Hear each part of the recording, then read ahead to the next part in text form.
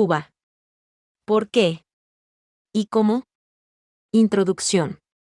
George W. Bush afirmó en uno de sus discursos: "Nosotros hacemos la historia, ustedes solo pueden comentarla", dejando claro que el rumbo del planeta era decidido por élites de poder, mientras los pueblos eran reducidos a simples espectadores que opinan, critican y discuten sin capacidad real de incidencia.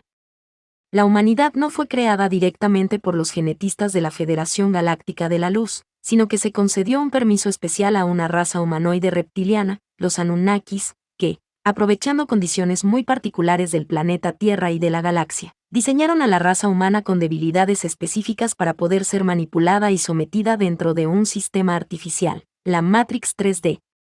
Este proceso de esclavización no es reciente. Se ha desarrollado progresivamente durante aproximadamente 500.000 años, perfeccionándose a medida que la humanidad evolucionaba, para que el sistema de control se adaptara siempre a las nuevas circunstancias sin perder efectividad. La estructura del poder. Estas estructuras operaban mediante una sociedad de castas, cuya cúspide estaba integrada por la Iglesia Católica, la realeza híbrida y gobiernos títeres, mientras que el verdadero poder permanecía oculto, los Anunnakis y sus aliados regresivos. Sin embargo, no todos aceptaban someterse a los gobiernos formales. De esta fractura surge una facción paralela que los propios gobiernos denominaron la mafia, otro bando de poder que buscaba riqueza, influencia y dominio sin someterse a las reglas del Estado.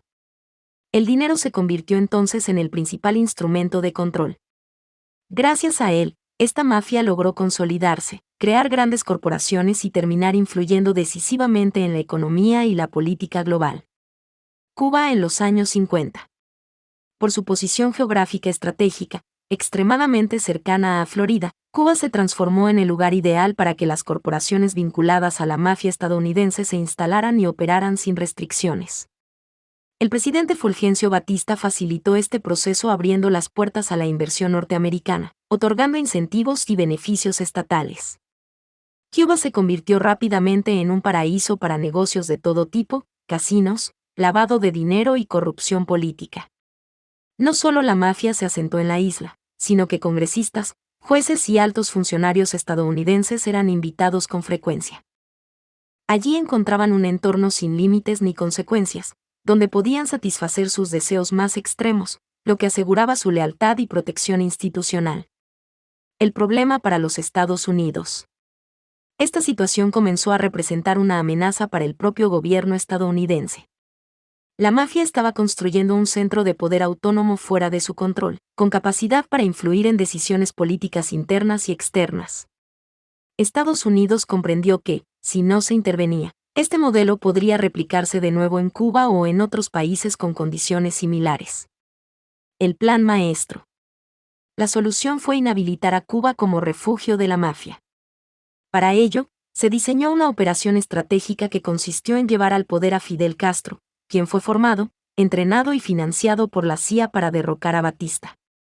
Una vez en el poder, y tras el incumplimiento deliberado de los acuerdos iniciales, Fidel Castro fue empujado a aliarse con la Unión Soviética, convirtiéndose en un doble agente funcional a los intereses estadounidenses. Pero el plan del gobierno de Estados Unidos era que Fidel se mantuviera como jefe de Cuba y aliado a la Unión Soviética para inhabilitar a Cuba de servir como hogar para el desarrollo de la mafia. Sirva como espía de los Estados Unidos en la Unión Soviética, acusándolo de ser un gobierno comunista para justificar el embargo comercial, sin importar llevar a su pueblo a la miseria. El verdadero plan incluía mantener a Fidel en el poder para impedir que Cuba siguiera siendo territorio libre para la mafia. Presentar a Cuba como un enemigo comunista para justificar el embargo económico, a una costa de sumir al pueblo cubano en la miseria. Utilizar a Fidel Castro en Latinoamérica como pieza estratégica dentro del tablero de la Guerra Fría.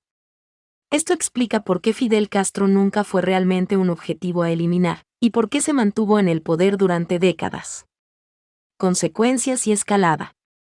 La mafia estadounidense, afectada por este giro, apoyó a un candidato que no respondía directamente a los intereses de la élite regresiva, John F. Kennedy, llevando a los regresivos a JFK a autorizar el fallido proyecto paramilitar conocido como Bahía de Cochinos, para con su fracaso intentar manipular su gobierno, ya que Fidel Castro había sido informado previamente de todos los detalles. Posteriormente, los regresivos aprovecharon el poder militar tanto de Estados Unidos como de la Unión Soviética para instalar misiles en Cuba, llevando al mundo al borde de una tercera guerra mundial nuclear, cuyo verdadero objetivo era la despoblación del planeta y la destrucción de los movimientos de conciencia emergentes, como el movimiento hippie y la nueva era. Conclusión. Cuba no fue un accidente histórico ni una simple confrontación ideológica. Fue una pieza clave dentro de un tablero geopolítico global, utilizada para frenar a una facción del poder, manipular narrativas, justificar bloqueos, provocar crisis y mantener a Latinoamérica atrapada en un juego de fuerzas que operan muy por encima de los gobiernos visibles. Este audio ha sido creado desde el texto en nuestro sitio web arcangelrafael.me.